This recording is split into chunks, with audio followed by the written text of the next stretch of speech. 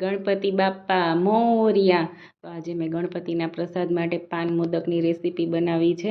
તો ચાલો આપણે પાન મોદકની રેસીપી સ્ટાર્ટ કરીએ. તો પાન મોદક બનાવવા માટે મેં નાગરવેલના કલકત્તી મીઠી પાન આવે છે એ લીધા છે. તો એને બરાબર વોશ કરીને સાફ કરી લીધા છે. તો હવે આપણે પાનને ડાયરેક્ટ મિક્સર જારમાં આ રીતે કાતરથી કટ કરી દેવાના છે. તો આ રીતે કાતરથી બધા પાનને કટ કરી દીધા છે મેં, તમે જોઈ શકો છો. તો હવે આપણે એમાં મિલ્ક મેડ એડ કરવાનું છે. પછી આપણે એની પેસ્ટ બનાવી લેવાની છે એકદમ ફાઇન. તો આપણી નાગરવેલના પાનની પેસ્ટ તમે જોઈ શકો છો તૈયાર થઈ ગઈ છે. કલર જુઓ કેટલો મસ્ત આવ્યો છે ગ્રીન. તો હવે આપણે એક પેનમાં ઘી ગરમ કરવા મૂકવાનું છે અને એમાં આપણે સૂકા નાળિયેરનું ખમણ એડ કરવાનું છે અને 5 મિનિટ માટે એને શેકી લેવાનું છે.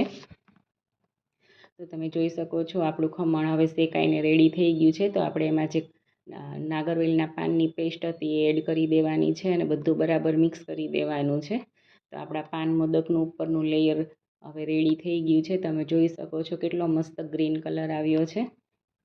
તો હવે આપણે ફરીથી પેનમાં ઘી ગરમ કરવા મૂકવાનું છે. એમાં કાજુ અને બદામ એડ કરી મીડિયમ ગેસની ફ્લેમ રાખી અને સોતે કરી લેવાનું છે. તો પછી આપણે એમાં સૂકી દ્રાક્ષ, ચેરીના પીસ, તૂટી ફ્રૂટી અને અહીંયા મેં આ ગુલકંદ એડ કર્યો છે મીઠાશ માટે. આપણે સુગર એડ કરવાની નથી.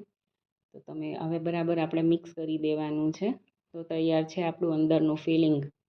તો ચાલો હવે આપણે મોદક બનાવવાનું સ્ટાર્ટ કરીએ. તો એના માટે મેં ઉપરનું લેયરની આ રીતે પૂરી જેવું બનાવી અંદર ફિલિંગ ભરી આપણે આ રીતે ટોપરાના ખમણમાં રગદોળીને લાડુ બનાવી લેવાના છે. તો તૈયાર છે મારા પાન મોદક. જો તમને મારી રેસીપી સારી લાગી હોય તો લાઈક, કોમેન્ટ અને શેર ચોક્કસથી કરજો. અને જો તમને રેસીપી સારી લાગી હોય તો મારી ચેનલને સબસ્ક્રાઈબ કરવાનું ભૂલતા નહીં. Thank you.